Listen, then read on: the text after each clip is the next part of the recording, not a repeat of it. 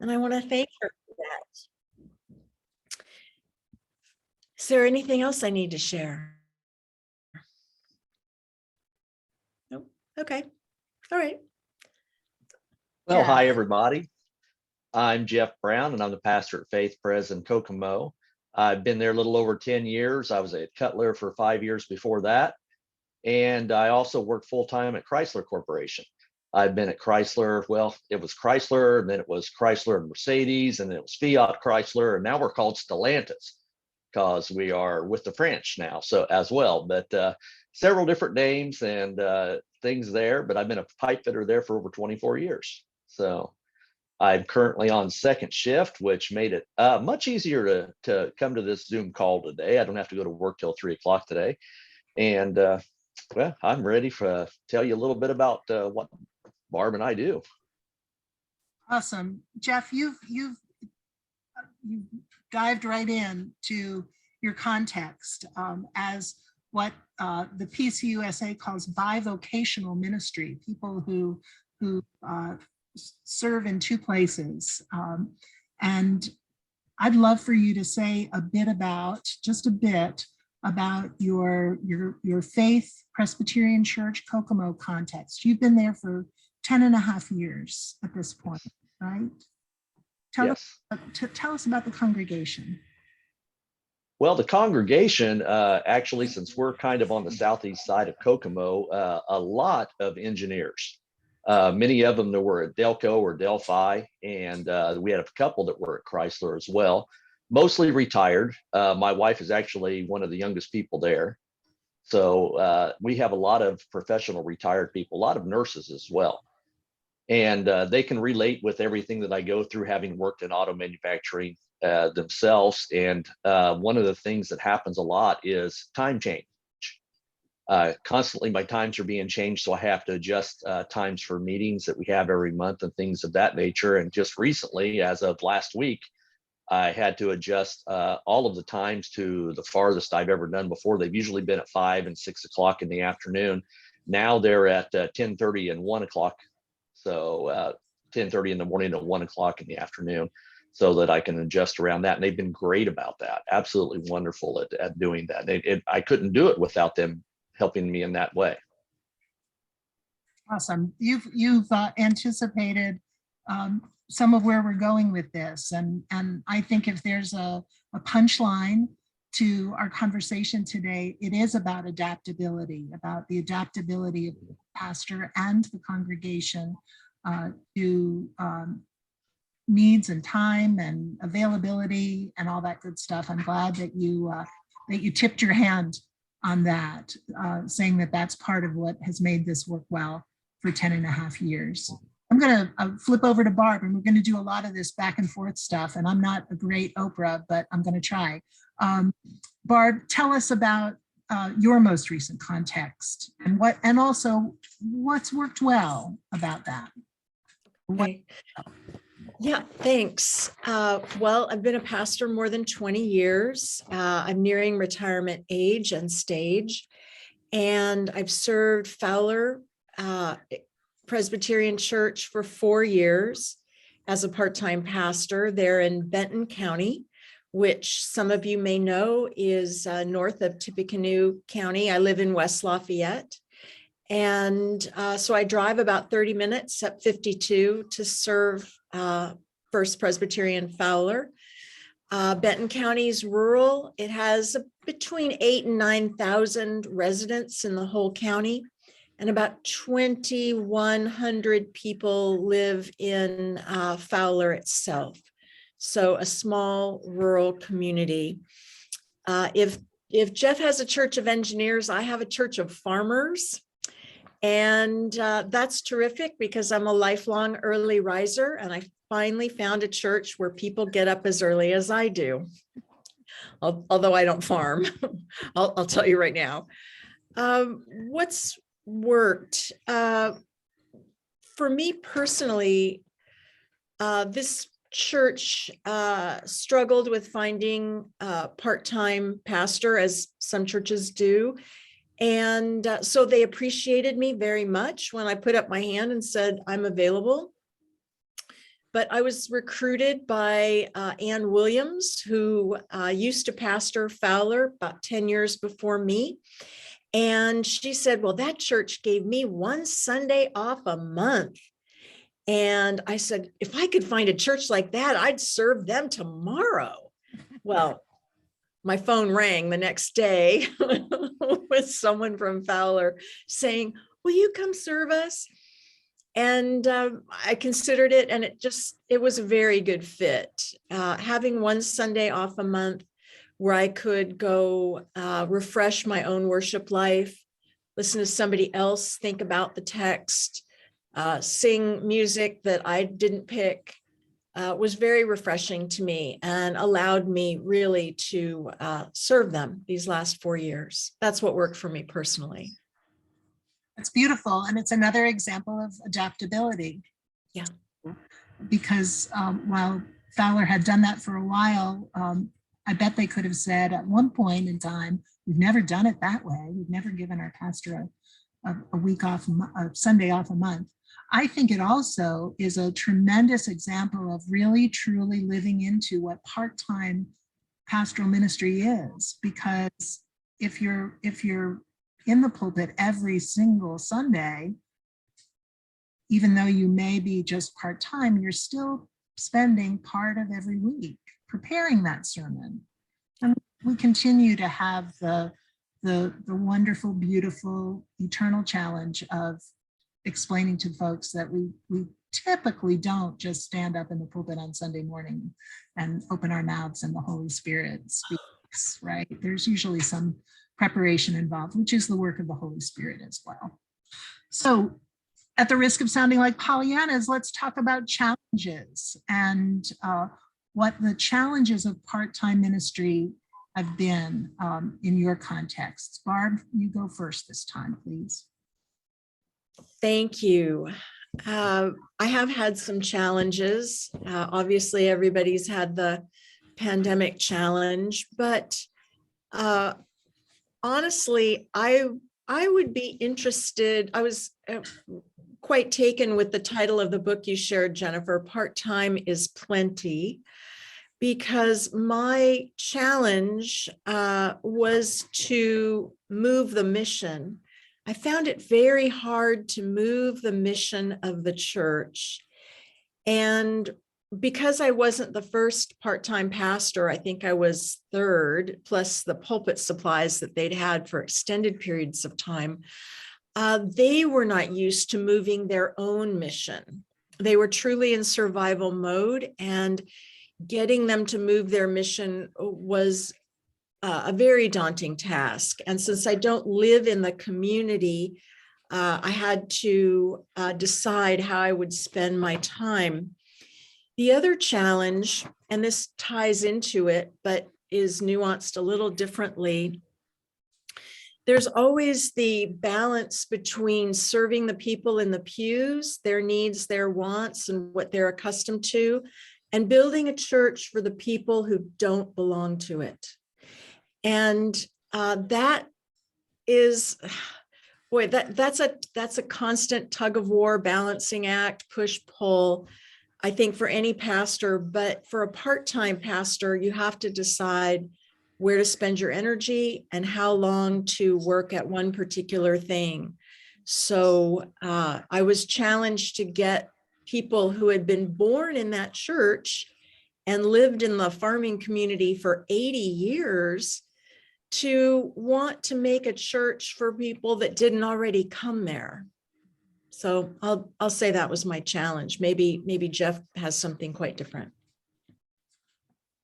Thanks, Jeff. Your challenges in your setting. Probably my biggest challenge for me personally is, as I have a full-time job, which is usually more than 40 hours a week, I can't really do anything with the presbytery at all. I'd have to take vacation time to go to presbytery meetings, most of them, unless they are on a Saturday, which is why I normally just go to the Saturday presbytery meetings. And I can't be on any of the committees at all either, because I just can't have the time to go to the different meetings and such as I work. So that's pretty much the biggest one for me. So I just feel like, I'm kind of out of the loop a little bit sometimes, which Jennifer's been a big help on all of the weird, crazy ideas that I have, and all the strange things that seems to happen to Kokomo for some reason, like 2 tornadoes following the same path. But she's been a big help in that. So now that I'm on second shift, I can form a habit. That's one of my main things. I'm a creature of habit. So I have to form a habit to go, hey, it's Thursday at noon. I can actually get in on this and do some things.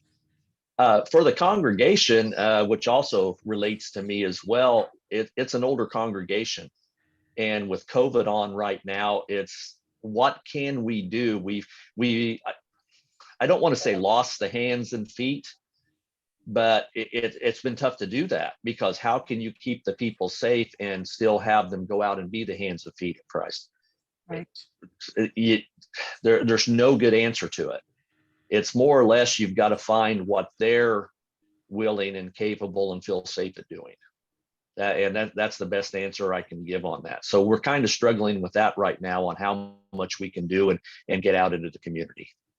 Yeah, gosh, Jeff, that's, that last sentence, that struggle about what feels safe and right in this time has nothing to do with part-time. I hope that a lot of what both you and Barb are saying allows the people on this call, whether they're in leadership as a pastor or on session or as a member in the pews, to feel seen and heard, because boy, oh boy, is that a challenge in this time. All of us, I think, feel as though our mission and our ministry, is not the picture in our heads. It's not the ideal of where we would want to be and who we would want to be with under other circumstances. Absolutely. So that's a perfect segue into the particular challenges around the pandemic and how you've sought to address those. Jeff, why don't you, I would love for you to talk about, the stuff that we all nod and raise our hands and say, me too, about, but I'd also love for you to tell the story about how you've used your space, how the church has volunteered its space, even when it couldn't volunteer its people during COVID. Okay. Well, one of the benefits of being a small church and having a fairly good sized congregation is you can space people out. So our congregation, as Barb said, hers did as well. As soon as the state said that we could go back, the session voted to go back, because we were doing the online thing there for a while, but they missed it. They wanted to be together, even if it was spaced apart and things of that nature. So they voted to come right back as soon as we could. And it's fortunate that we do not have pews, we have chairs.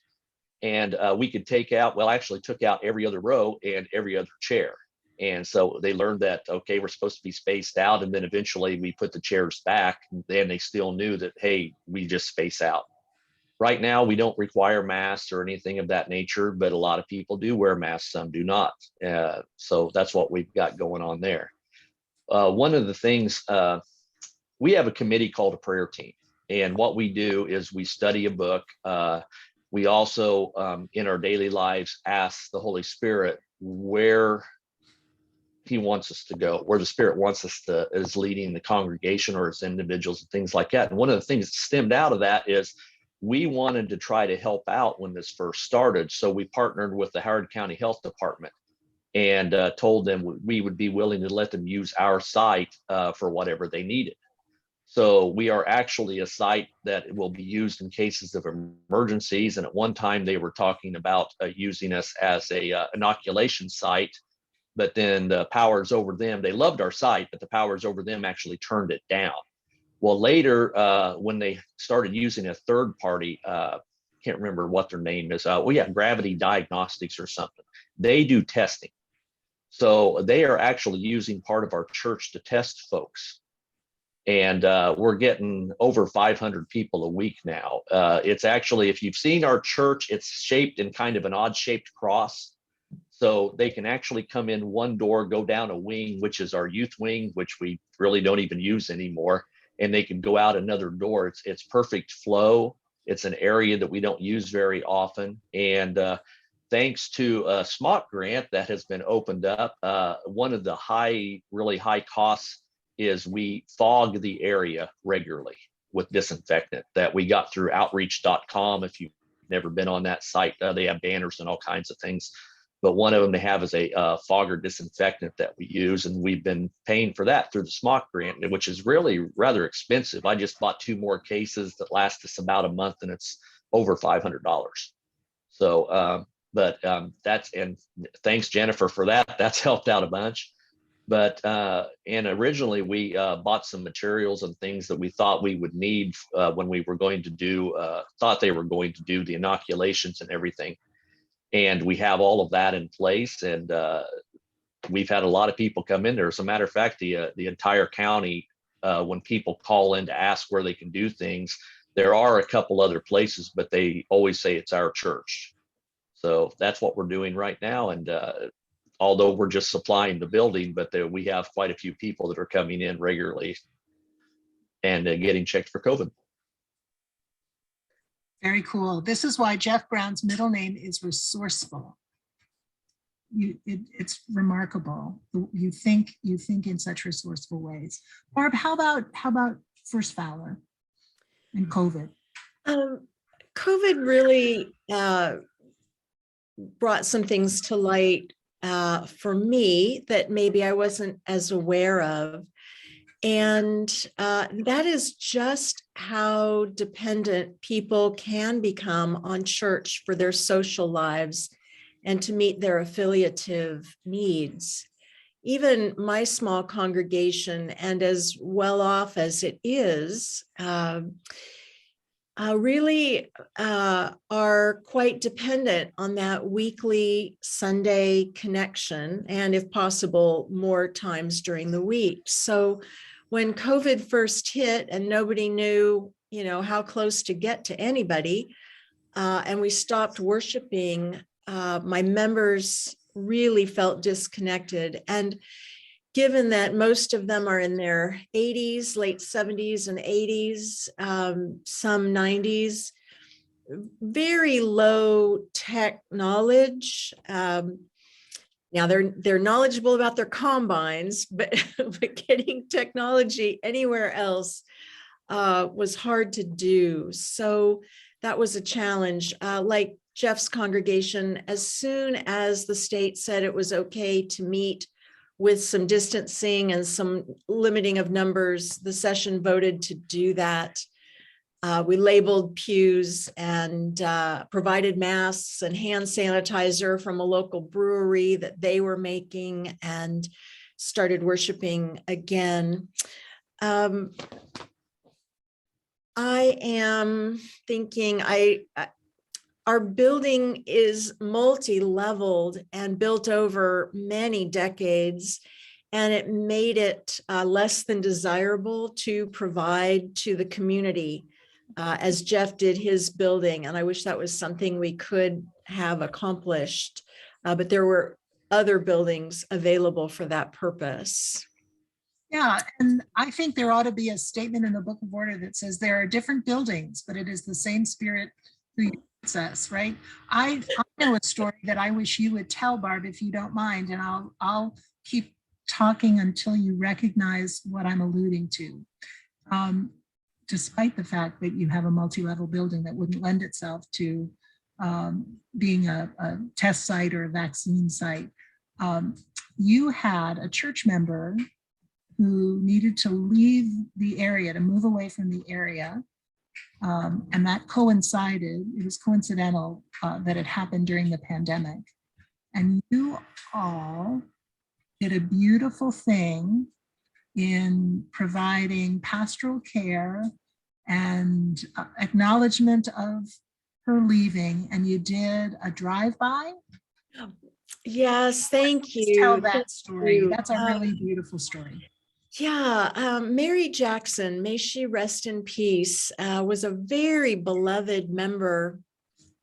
She actually came to us from the Lutheran denomination, but her son and daughter-in-law lived in Fowler. So after her husband died, she bought a house in Fowler, moved there, and started attending our church, became a member, even became clerk of session for a time. And she had the happiest spirit, and she just was beloved. And when she was diagnosed with cancer, people were so sad. And she went downhill very quickly, went into hospice care, and finally we knew she was in her last perhaps week of life, where she was still able to sit out on her porch. It was summertime.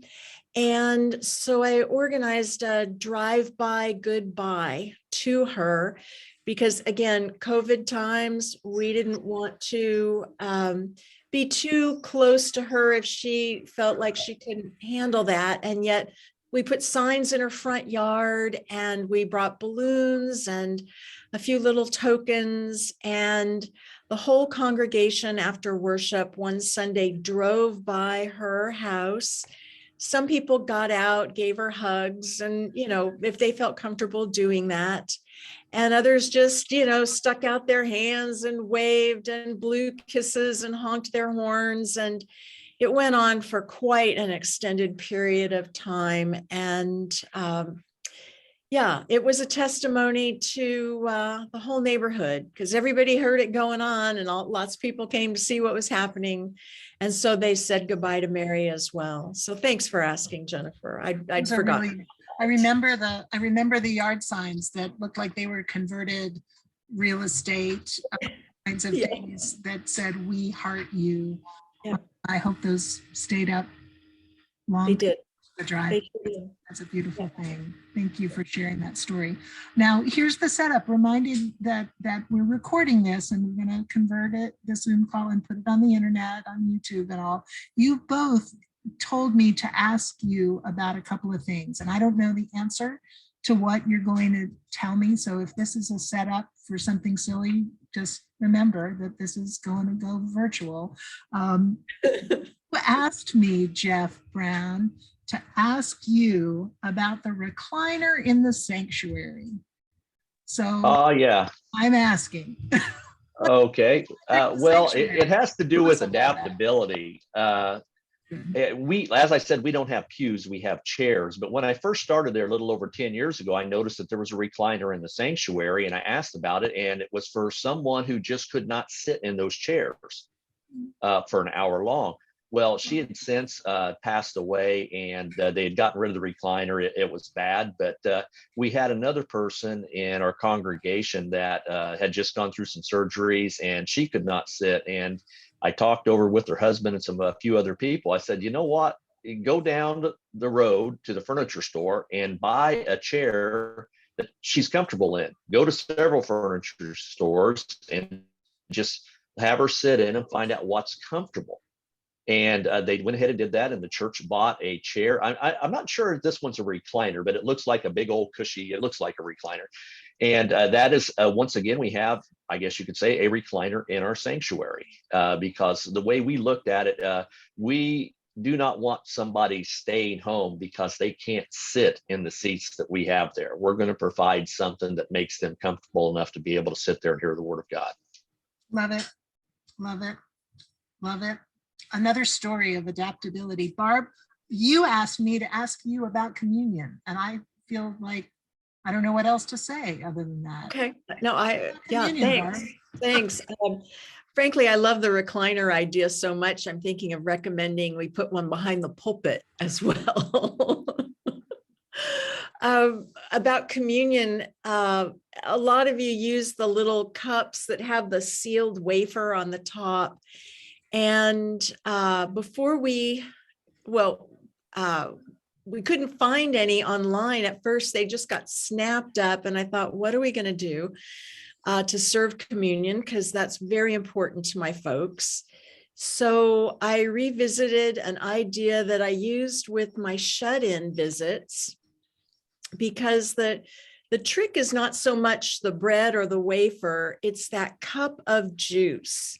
And as folks get older, there's often a tremor, fingers get stiff.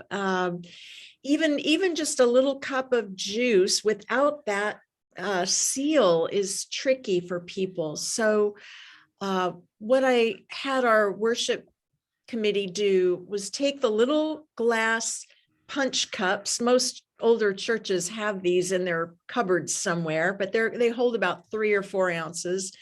And the little glass cup has a handle, which makes it easy to grab.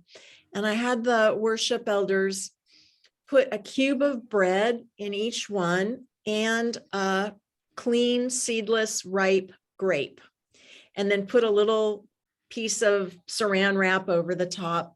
And there's a tray of those out at the entrance where people come in before they come to the sanctuary. On Communion Sunday, everybody takes one.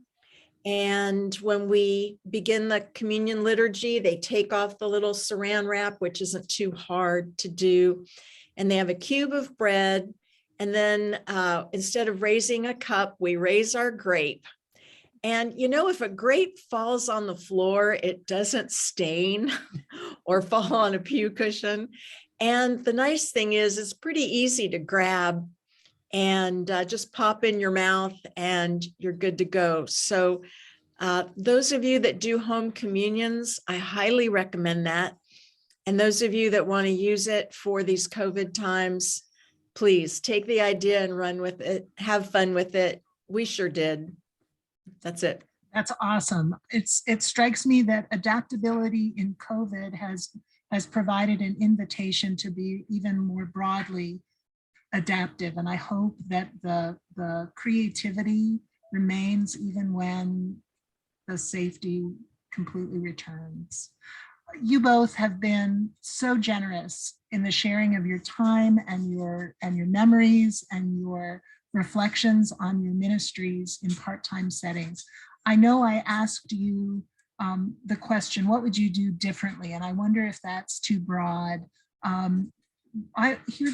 Here's what I want to ask kind of as an adaptation of that question before we open it up to and mine the wisdom of the group that's joined us for today. What advice would you give the congregations or pastors who are reflecting upon or considering themselves a candidate for part-time ministry? What advice would you give? Is that Well, I'd say, yeah, be willing to adapt is number one. There are so many examples that I could give. And I told Barb one when we had talked, but since that time, I've had something really big happen here at our household. My father-in-law lives with Terry and I was getting up at 5 in the morning to go to work on a normal day. And she had to take her dad down to Indianapolis to have a planned surgery at IU downtown. So she was getting up at 4. She got up and was going downstairs, and I heard in a dream, Jeff. Finally, the 3rd time I said, what? The 4th time it was a loud Jeff, and she had broke her leg going down the stairs. She had a double compound fracture of her leg, actually broke her leg in 3 places. It broke the ankle as well. So we called an ambulance and took Terry to here in town as my youngest daughter took her dad down to Indianapolis. So I had 2 surgeries going on at the same time. And so she'll be in a wheelchair for 3 months till her leg heals up. But one of the things this happened on the 23rd of December. And I already had candlelight service prepared completely. And I had folks calling me from the congregation, Jeff, is there anything we can do? What do we need to do for candlelight? I said, it's all prepared. It's all done. All I got to do is just show up where, basically we had to do a little kind of a skit type thing every year. So I didn't really have a large part in it anyway. But as you know, 2 days later, we had Sunday. And they said, well, have you thought about canceling Sunday? And I said, no, I haven't really thought about it at all because I'm caring for 2 people now, that both just got out of surgery. And they called around and they told everybody that they were canceling that Sunday worship service because of all that was going on in my life at the time and over that weekend. So That's the kind of adaptability on both sides I think really has to happen over and above my continually changing work schedule. And that's just the kind of relationship that you've got to have. It's a reflection as well, Jeff, on your compassionate care of them, that they're returning that care. They're mirroring it to you. I'm grateful always to you and to Faith Presbyterian in Kokomo. Barb, what advice? What reflection do you? Well, I love the compassion that Jeff's congregation showed him and his family. That's tremendous. I would say, if you're a pastor or serving in a pastoral role, think about what your sweet spot is in your ministry. Do you love preaching? Do you like the more executive role? Do you like pastoral care? Do you like evangelism? I mean, what is it you love? And think about approaching your session with who you could partner with, or ask them to seek partners for the other parts of the role that need to be done that are not in your sweet spot. So, for instance, I'm serving as part of Rossville's bridge pastor team, and there are actually 4 of us, each doing a bit of the job. One preaches, one does pastoral care, one does special services, and I do the moderation of session and liaison from COM to the PNC. I would say that could work anywhere. You don't have to be looking for a pastor to make that happen. 2 part-timers could figure, within drivable distance, could figure out, how to preach for each other, things like that. So I would just say, look for local collaborators wherever possible. What a perfect place to land and rest for just a minute. We're going to be doing a lunch and listen. We return to this theme with some frequency, the notion of shared ministry, which is what you've suggested, how local partners can get together and accomplish greater things together than they could necessarily on their own. So watch for that. That'll be coming probably in February, possibly March. In the meantime, let's open this up, because I'm so fortunate to know a lot of the folks on this call, and know that you have tremendous gifts and stories and experiences, a wealth of all of that to share. What occurs to you that you would like to lift up? What did you hear that sparked something in your mind? And all you have to do is unmute your mic, and you've got the floor.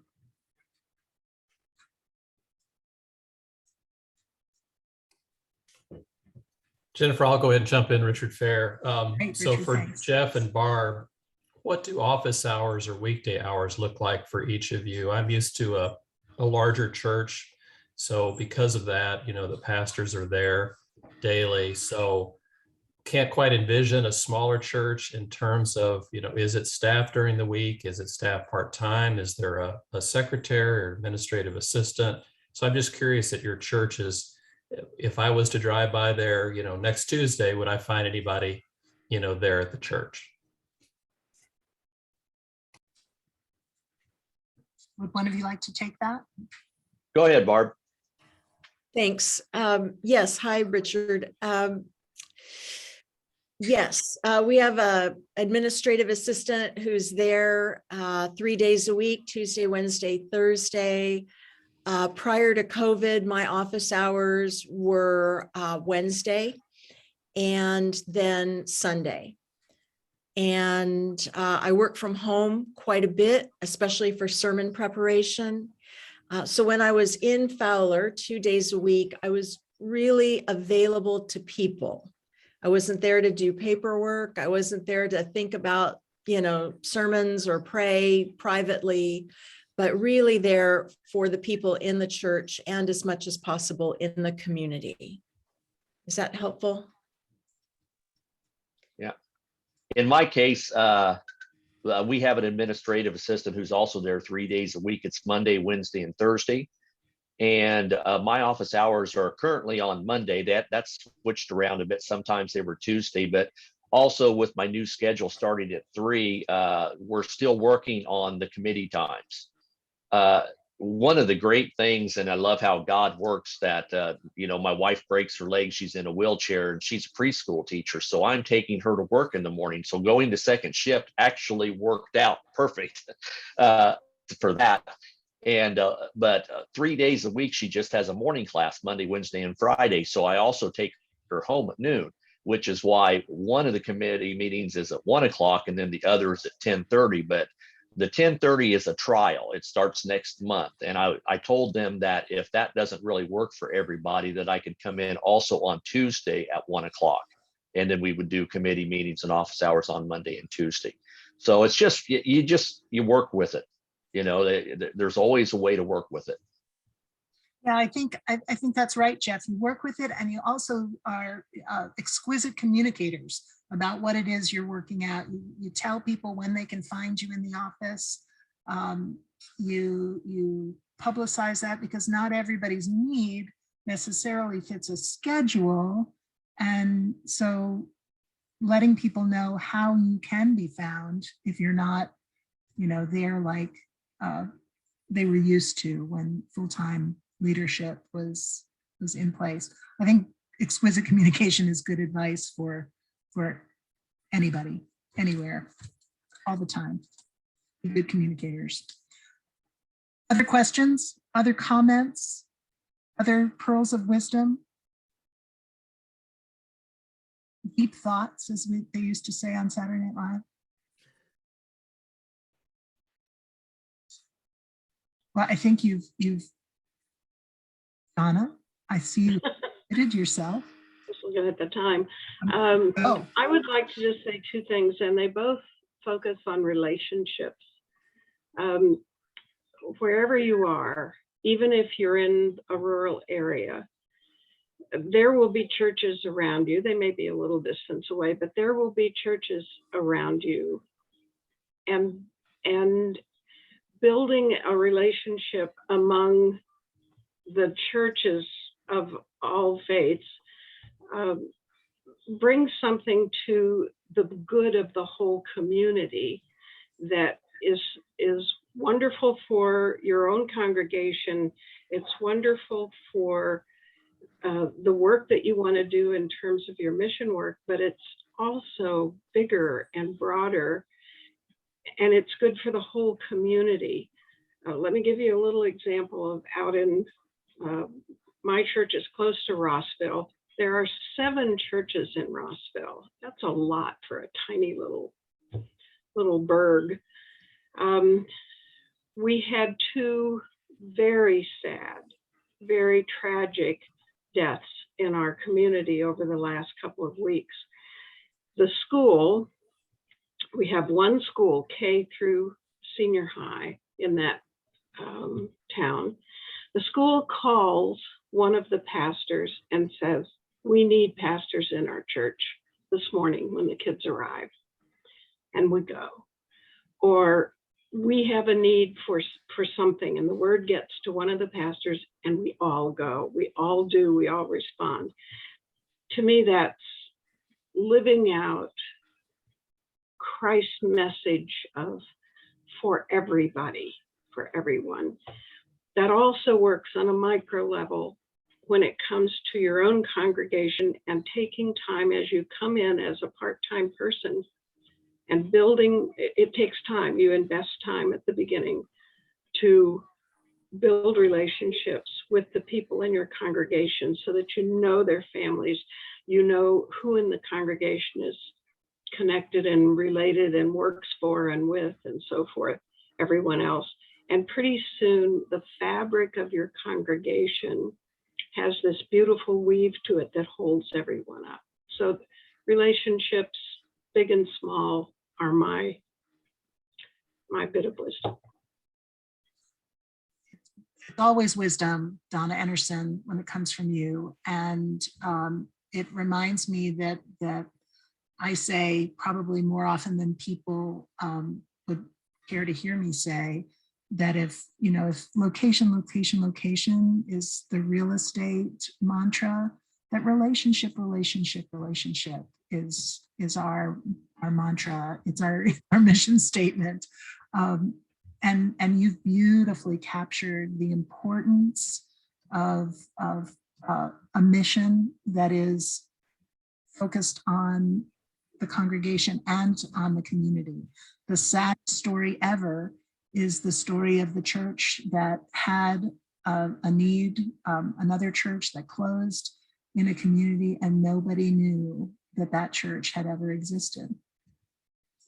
So they had never engaged with their community. So that's not true of any congregation in the Presbytery of Wabash Valley. We're talking about places far from here. We have about 2 minutes left. I wonder if there's anybody else who'd like to chime in with a comment or a question or another pearl of wisdom. Donna's laid out the challenge. Barb and Jeff set the tone.